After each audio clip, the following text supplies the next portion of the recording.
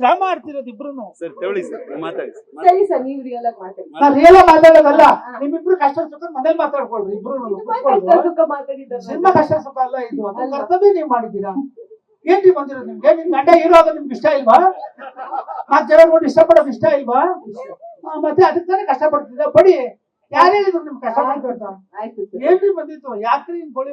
ಆಯ್ತು thank you madam, ತಗೊಳ್ಳಿ madam, ಮಾತಾಡಿ. ಆಯ್ತು ಸರ್, ನೀವ್ ಹೇಳಿದಕ್ಕೆಲ್ಲ ಜೈ. ಜೈ ನೀವ್ ಹೇಳಿದ್ದಾರೆ. ಸೊ ನಮ್ಮ ಸಿನಿಮಾದ ಹೀರೋ, ನಮ್ಮ ಸಿನಿಮಾದ ಕಥಾನಾಯಕಿ, ನಮ್ಮ ಸಿನಿಮಾದ ಹೀರೋ ಹೀರೋಯಿನ್ ಪ್ರತಿಯೊಂದು ನಮ್ಮ ಸಿನಿಮಾದ ಬುಲ್ಲಿ ಸಿನಿಮಾದಲ್ಲಿ ಬುಲ್ಲಿಯ ತಾಯಿ ಪಾತ್ರ, ಯಶೋಧ ಪಾತ್ರದಲ್ಲಿ ನಮ್ಮೆಲ್ಲರ ಮನ್ಸನ್ನ ಖುಷಿ ಪಡಿಸೋ ಹಾಗೆ ನಮ್ಮೆಲ್ಲರನ್ನ ತುಂಬಾ ತುಂಬಾ ಪ್ರೀತಿಯಿಂದ ಆಕ್ಟ್ ಮಾಡಿರೋಂತ ನಮ್ಮ legendary super star Urvashi ma'am ಅವ್ರು ಮಾತಾಡ್ತಾರೆ. ಮ್ಯಾಮ್, ನಿಮ್ಗೆ ಏನ್ ಮಾತಾಡ್ಬೇಕು 2 ವರ್ಷ ಮಾತಾಡ್ತಾರೆ. ಯಾವಾಗ್ಲೂ ಗೊತ್ತು, ಎಲ್ರಿಗೂ ಗೊತ್ತು, ಅವ್ರಿಗೆ ಗೊತ್ತು, ಎಲ್ರಿಗೂ ಗೊತ್ತು. ನಾನು ಬಿಫೋರ್ ದ ಫಿಲ್ಮ್ ನಾನು ಮಾತಾಡಲ್ಲ ಜಾಸ್ತಿ ಆ ಫಿಲ್ಮ್ ಬಗ್ಗೆ. ನಾನು ಪ್ರೇಯರ್ ಮಾಡ್ತೀನಿ. ಈ ಸಂತೋಷ ಒಂದು 100 days ಫಂಕ್ಷನ್, ಆ ಫಂಕ್ಷನ್ ಅಲ್ಲಿ ನೀವು ಎಲ್ರೂ ಜೊತೆಲಿ ನನಗೆ ಮಾತಾಡ್ಬೇಕು. ನೀವೇ ಇಲ್ಲಿರೋ ಎಲ್ರೂ ಬರ್ಬೇಕು. ನೀವು ಒಳ್ಳೆ ಸಿನಿಮಾ ಅಂತ ಪ್ರೇಯರ್ ಮಾಡ್ತಾ ಇದ್ದೀವಿ. ಓವರ್ ಕಾನ್ಫಿಡೆನ್ಸ್ ಅದು ಇಲ್ಲ ನನಗೆ. ಬಟ್ ನಿಮ್ಗೆ ಗೊತ್ತು, ಒಂದೊಂದು ಪಿಕ್ಚರ್ ನಾನು ಮಾಡಿರೋ ಪಿಕ್ಚರ್ ಎಲ್ಲ ಫ್ರಮ್ ಶ್ರಾವಣ ಬಂತು ಗೊತ್ತು. ನಾನು ಕನ್ನಡ ಇಂಡಸ್ಟ್ರಿ ಜೊತೆಲಿ ನನಗೆ ಒಂದು ದೈವಿಕ ಒಂದು ಸಂಬಂಧ ಇದೆ. ಬಿಕಾಸ್ ಅಪ್ಪಾಜಿ ಫಿಲ್ಮ್ ಅಲ್ಲಿ ನಾನು ಬಂದೆ. ಆವತ್ತಿಂದ ಎಲ್ಲಾ ಜನರೇಷನ್ ನಾನು ಒಬ್ಬೊಬ್ಬರ ಜೊತೆ ವರ್ಕ್ ಮಾಡ್ತಾ ಇದ್ದೀನಿ. Ambiyanna, Anantnag sir, Shankarnag sir, and Ravi sir, Vishnu sir, ಎಲ್ಲರ ಜೊತೆಯಲ್ಲಿ ನಾನು ವರ್ಕ್ ಮಾಡ್ಬಿಟ್ಟೆ. ಈಗ ಈ ಜನರೇಷನ್ ಆಮೇಲೆ ರಮೇಶ್ ಅವರು, ನಾರಾಯಣ್ ಅವರು, ಕೋಮಲ್ ಅವರು, ಅವರ ಜೊತೆಲಿ ರಾಜೇಂದ್ರ ಸಿಂಗ್ ಬಾಬು ಅವರ 2 pictures ನಾನು ಮಾಡಿದೆ. ದೊಡ್ಡ ಡೈರೆಕ್ಟರ್ ಅವರು ಫಸ್ಟ್ ಟೈಮ್ ಕಾಮಿಡಿ ಪಿಕ್ಚರ್ ಮಾಡಿದಾಗ ನನ್ನನ್ನು ಕರೆದು, ನೀವಿದ್ರೆ ನಮ್ಗೆ ಕಾನ್ಫಿಡೆನ್ಸ್ ಆಗುತ್ತೆ, ಬನ್ನಿ ಅಂತ ಹೇಳಿ. ಸೊ ಇಲ್ಲಿರೋ ಡೈರೆಕ್ಟರ್ಸ್, ಇಲ್ಲಿರೋ ಆಕ್ಟರ್ಸ್ ಎಲ್ಲರೂ ನನ್ನ ರೆಸ್ಪೆಕ್ಟ್ ಮಾಡ್ತಾರೆ ಅನ್ನೋದು ತುಂಬಾ ಒಳ್ಳೆ ವಿಷಯ ಅಂದ್ರೆ ಥ್ಯಾಂಕ್ಸ್ ಹೇಳ್ಬೇಕು. ನಾನು ಮರೆಯೋದೇ ಇಲ್ಲ. ನಾನು ಇದಕ್ಕಿಂತ ದೊಡ್ಡ ಗ್ಯಾಪ್ ಆಯಿತು ಒನ್ ಟೈಮಲ್ಲಿ ತಮಿಳ್ ಫಿಲಿಮ್ಸ್, ಅಲ್ಲೇ ನಾನು ಹೀರೋಯಿನ್ ಆಗಿ ಬಂದೆ. ಆದ್ರೆ ಕನ್ನಡದಲ್ಲಿ ಒಂದು 10 years ಆಯ್ತು. ನಾನು ಯಾವಾಗ ಏನಾಯಿತು ಕನ್ನಡದಲ್ಲಿ ಪಿಕ್ಚರ್ಸ್ ಎಲ್ಲ ಕತೆ ಹೇಳ್ತಾರೆ, ನಮ್ಗೆ ಒಂದು ಅಟ್ಯಾಚ್ಮೆಂಟ್ ಇರಲ್ಲ ಆ ಸ್ಟೋರಿ.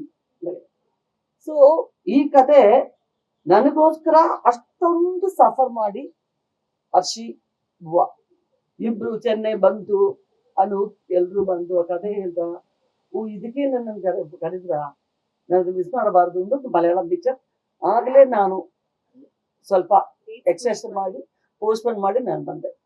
ಇಲ್ಲಿ ಬಂದ್ಮೇಲೆ ನಾನು ಫೀಲ್ ಮಾಡಿದ್ದೆ, ಅಯ್ಯೋ ಈ ಪಿಕ್ಚರ್ ನಾನು ಮಾಡಲಿಲ್ಲ ಅಂದ್ರೆ ದೊಡ್ಡ ಮಿಸ್ಟೇಕ್ ಆಗಬೇಕು ಅಂತ. ಸೊ ಅದು ಪಡಂ ರಿಲೀಸ್ ಆದ ಮೇಲೆ ಅದು ಇದು ಹಂಗೆ ಇರುತ್ತೆ. ನಾನು ಜಾಸ್ತಿ ಹೋಪ್ ಕೊಡೋದು ನನಗೆ ಯಾವಾಗಲೂ ಇಷ್ಟ ಇಲ್ಲ. ನಿಮ್ಗೆಲ್ರಿಗೂ ಗೊತ್ತು, ಹಳೆ ಜನರೇಷನ್ ಅವ್ರಿಗೆಲ್ಲ ಗೊತ್ತು. ಸರ್ ಇದಾರಲ್ಲ, ಫೋಟೋಗ್ರಾಫರ್ ಸರ್ ಇದಾರಲ್ಲ, ಅವ್ರಿಗೆ ಗೊತ್ತು ಎಲ್ರಿಗೂ. ಅವರಪ್ಪ ನಂತರ ಯಾವಾಗಲೂ ಹೇಳ್ತಾರೆ, ಈ ಕ್ಯಾರೆಕ್ಟರ್ ಹಾಗೆ ನೀವು ಸೆಲೆಕ್ಟ್ ಮಾಡೋದು ಅದು ಒಂದು ದೊಡ್ಡ ವಿಷಯ. ನಾನು ಹೇಳೋದಕ್ಕೆ ಯಾವಾಗಲೂ ಒಂದೇ ಮಾತು, ಇದು ಆ ದೇವರು ಕೊಟ್ಟರು, ಅದೇ ಥ್ರೂ ದಮ್.